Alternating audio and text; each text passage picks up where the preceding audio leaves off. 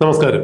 ഇക്കഴിഞ്ഞ നിയമസഭാ തെരഞ്ഞെടുപ്പിൽ പാലക്കാട് നിന്നും ബി.ജെ.പിയുടെ സ്ഥാനാർത്ഥിയായി NDA സ്ഥാനാർത്ഥിയായി മത്സരിച്ച ശോഭാ സുരേന്ദ്രന് ദയനീയമായ പരാജയം ഏറ്റുവാങ്ങേണ്ടി വന്നു.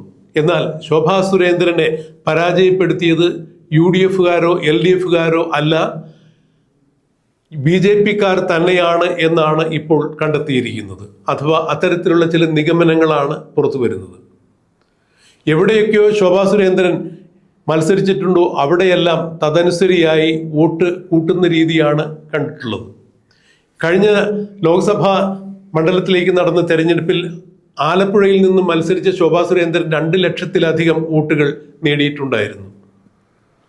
അതിനു മുൻപ് നടന്ന ലോക്സഭാ തെരഞ്ഞെടുപ്പിൽ BJPക്ക് വേണ്ടി മത്സരിച്ച ഡോക്ടർ KS രാധാകൃഷ്ണൻ നേടിയ വോട്ടിനേക്കാൾ 1,12,000 വോട്ട് ശോഭാ സുരേന്ദ്രൻ ആലപ്പുഴയിൽ നിന്ന് നേടി എന്ന് പറയുമ്പോൾ CPMന്റെ ഈറ്റില്ലം അഥവാ ചെങ്കോട്ട എന്ന് വിശേഷിപ്പിക്കപ്പെടുന്ന പുന്നപ്രയും വയലാറും അടങ്ങുന്ന ആലപ്പുഴയുടെ മണ്ണിൽ ചെങ്കോട്ടയിൽ ശോഭാ സുരേന്ദ്രൻ ആ ചെങ്കോട്ടകളെല്ലാം തകർത്തെറിഞ്ഞുകൊണ്ട് അവിടെ നിന്നുകൊണ്ട് തന്നെയാണ് 1,12,000 വോട്ട് കൂടുതൽ നേടിയത് എന്ന് പറയുമ്പോൾ ശോഭാ സുരേന്ദ്രൻ ആലപ്പുഴയിൽ 2 ലക്ഷത്തിലധികം വോട്ട് നേടി എന്ന് പറയുമ്പോൾ അത് BJPയുടെ നേട്ടമാണ്, ശോഭാ സുരേന്ദ്രന്റെ വൈയക്തികമായ നേട്ടം തന്നെയാണ്.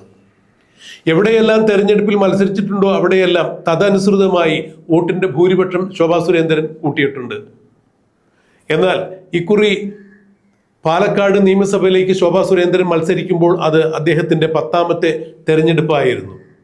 ഈ തെരഞ്ഞെടുപ്പിൽ ശോഭാ സുരേന്ദ്രനെ തോൽപ്പിച്ചത് UDFകാരോ LDFകാരോ അല്ല, BJPക്കാർ തന്നെയാണ് എന്നുള്ള ചില നിഗമനങ്ങൾ ഇപ്പോൾ പുറത്തു വരുന്നു.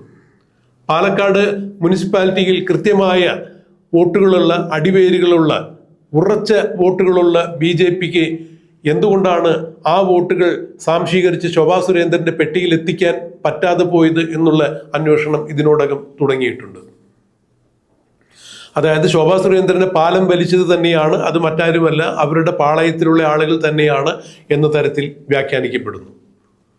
ശോഭാ സുരേന്ദ്രൻ അടക്കമുള്ള ചില ആളുകളെ പാലം വലിച്ചില്ലായിരുന്നു എങ്കിൽ തീർച്ചയായും ഇക്കുറി BJPക്ക് നിയമസഭയിൽ 5 സീറ്റെങ്കിലും ഉണ്ടാകുമായിരുന്നു എന്നുള്ളതാണ് നേരത്തെ എക്സിറ്റ് പോളുകളെല്ലാം പറഞ്ഞിരുന്നത്.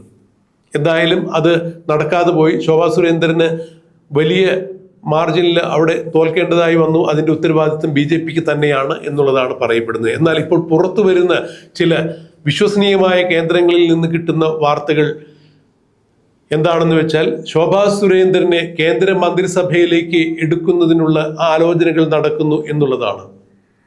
ഇപ്പോൾ തന്നെ കേരളത്തിൽ നിന്നും 2 കേന്ദ്രമന്ത്രിമാരാണ് BJPക്കുള്ളത്. ഒന്ന് പ്രശസ്ത സിനിമാ നടൻ കൂടിയായ സുരേഷ് ഗോപി, മറ്റൊന്ന് ജോർജ് കുര്യൻ.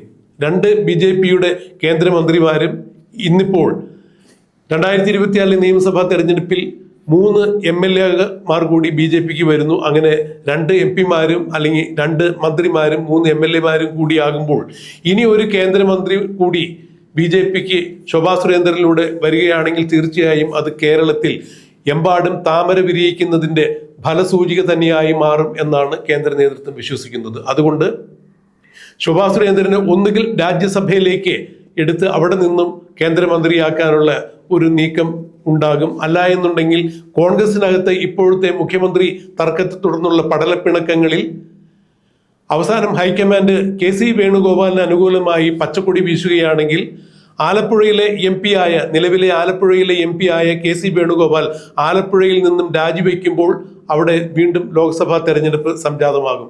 അങ്ങനെയെങ്കിൽ കഴിഞ്ഞ ലോക്സഭാ തെരഞ്ഞെടുപ്പിൽ ആലപ്പുഴയിൽ നിന്നും മത്സരിച്ച് 2 ലക്ഷത്തിലേറെ വോട്ടുകൾ നേടിയ ശോഭാ സുരേന്ദ്രനെ വീണ്ടും അവിടെ മത്സരിപ്പിക്കും.